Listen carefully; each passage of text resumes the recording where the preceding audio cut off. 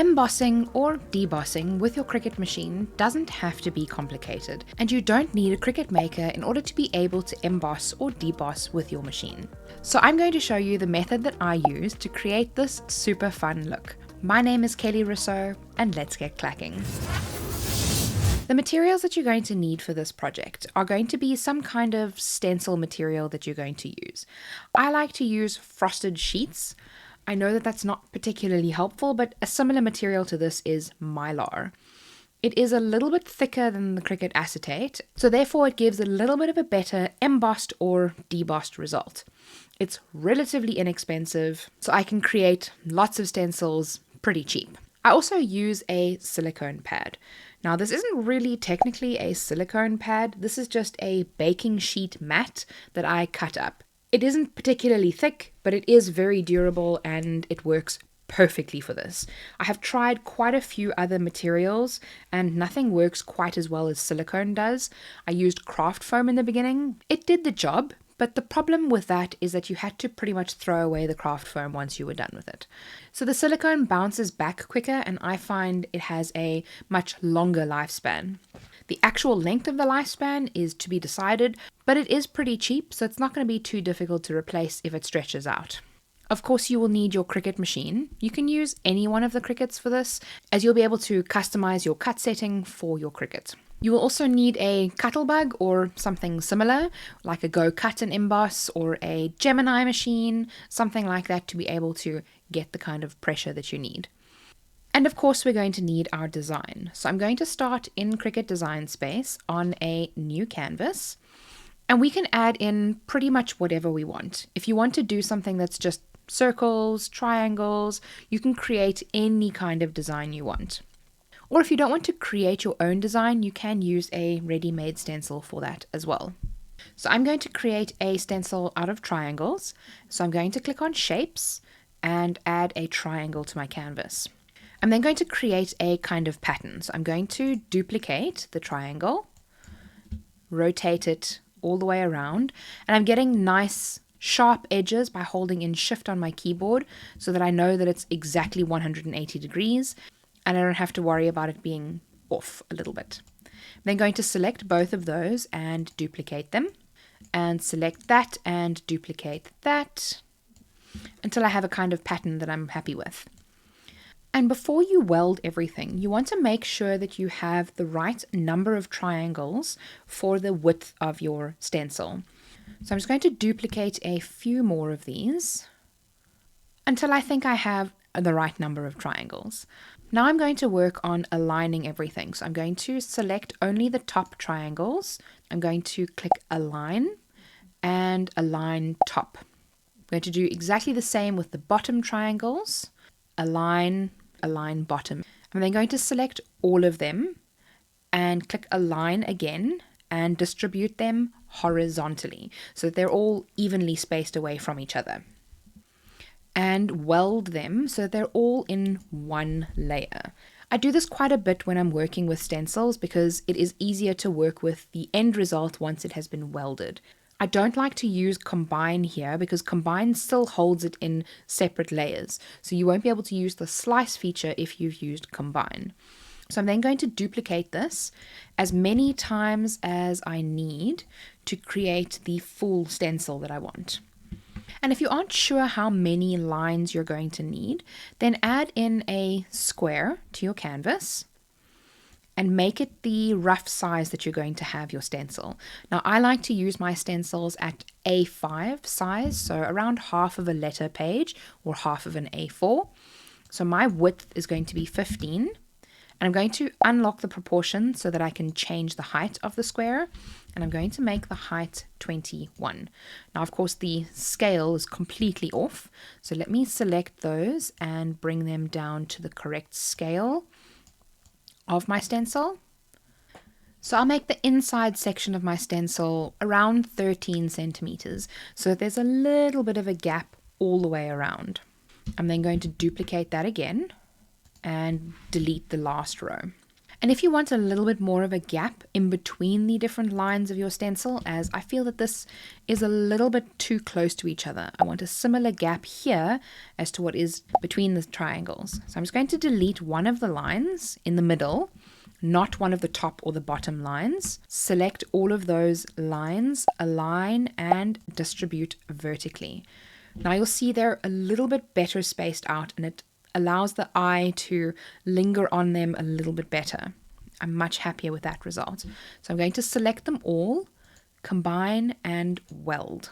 Move them over the main block of our stencil, align, center, and then you can slice so that you can see what the end result of the stencil is going to look like. That's why I prefer to use slice over other methods. And now all we need to do is cut our stencil. But when it comes to cutting your stencil, the most important part of cutting your stencil is getting the cut settings right. If your cut settings aren't right for your stencil, then you will waste a lot of time, because to cut through material like mylar or like this frosted sheet, I have to do 4 passes on my machine at 350 pressure, which is the maximum pressure that you can use with your fine point or your deep point blade.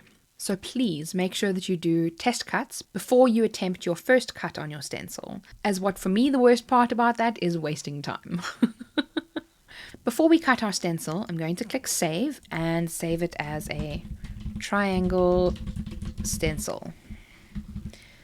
And if you want to use this exact stencil, I will share a link to my Design Space profile down in the description, as well as any of the materials that I'm using, so you'll be able to look for pretty much exactly the same thing and use those.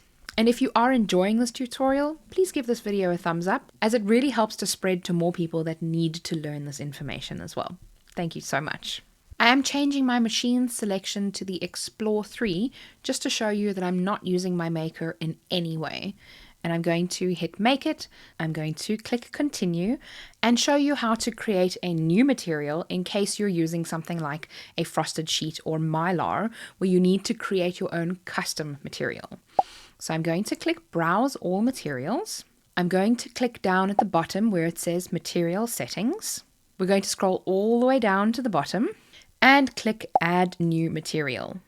Now I'm going to give this a custom name. So I'm going to call it frosted sheet, as that is the exact type of material that I'm using. And I'm going to click save. 125 micron, then I would suggest using that as the name. Try and use a name that is as specific to that type of material as possible. You can create lots of custom materials, so if you have to create one for your 125 micron and one for your 250 micron or whatever type of mylar that you have, rather use it as a very specific name. So let's click save.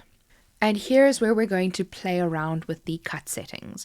Now I know that this material on my Maker 3 needs to be cut at 350, and I need to have the passes, or the number of times it cuts the same object, that needs to come up to a number of 4. So it needs to do 4 passes. So I'm going to click where it says off and click on 4x. I'm going to leave it on fine point blade and I'm going to hit save. Now, like I mentioned, you absolutely want to do a test cut first. So once you've created your materials, if you want to go back, cancel, add a shape to your canvas.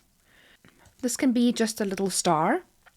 Decrease the size to around 1 centimeter. It doesn't have to be big. Change the color to a different color than what you have on your canvas and click make it again. We're going to start on that color mat, and that is going to be our test cut. So we're going to click continue, connect to the machine again, select our material that we've just created, and this will be under my materials. And you can even bookmark this material if you want to. We're going to click done and then cut our test cut on the machine before we cut our stencil. Load up our frosted sheet onto a strong grip mat, making sure to use our brayer to make sure that the material sticks down. And once your test cut is complete, you can load up your material onto your strong grip mat and then cut the actual stencil. Make sure to not cut the same one that you've just cut your test cut on, or otherwise move your material on your mat so that you don't cut over where you've just done your test cut. And once it's all done, we're going to get to the exciting embossing and debossing part. Now that our stencil has finished cutting, we're going to flip our mat over and remove the stencil from the mat.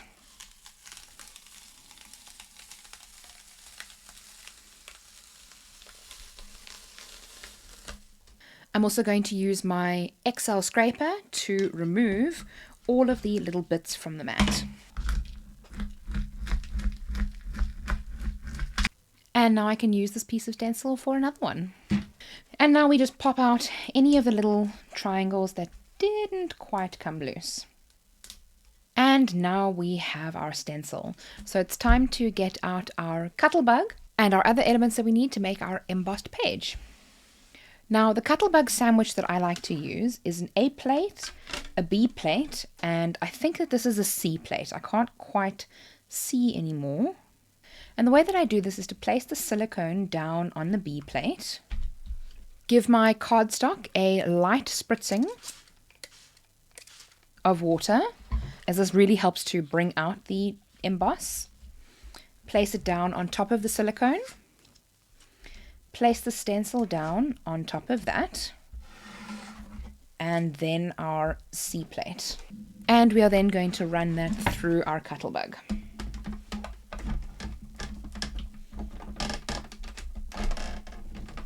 You can run it through once. I like to very often run it through, not all the way, and then pull back, as I feel it gives me a little bit of a better result. And then we can disassemble our sandwich and look at that perfect result. I do notice it has doubled over on the lines at the top, so maybe let's try again and just run it through once. Also, an absolutely perfect result. As you can see, we got some great results from the stencil. Now you can jazz it up and make them into amazing cards. I've made some pretty awesome cards using this method, and I am super happy with how they turned out. But if you want to see how to make embossed gift boxes with your Cricut and your Cuttlebig, check out this video on the screen here. Thank you so much for joining. Don't forget to subscribe for more Cricut tutorials in the future, and remember, be kind to someone today. See you soon.